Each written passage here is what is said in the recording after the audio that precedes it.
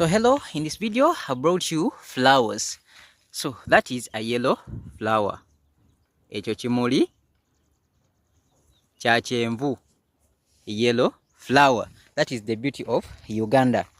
Uganda mulimu ebintu bingi. So this is a purple flower. It has purple and white. So kino ekimuli kirina color oba langi enjeru n'eya kakobe. So that is a purple flower. Okay, let's proceed. Purple flowers. Yes, this is very much distinct. So this is dark purple.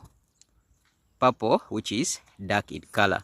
Hope you can see. So this is very beautiful. Kino kimuli kirungi nnyo. Okay, we also have some white colors. As you can see, ekyo kimuli kyeru. It's white completely. Ekyo kimuli kyeru.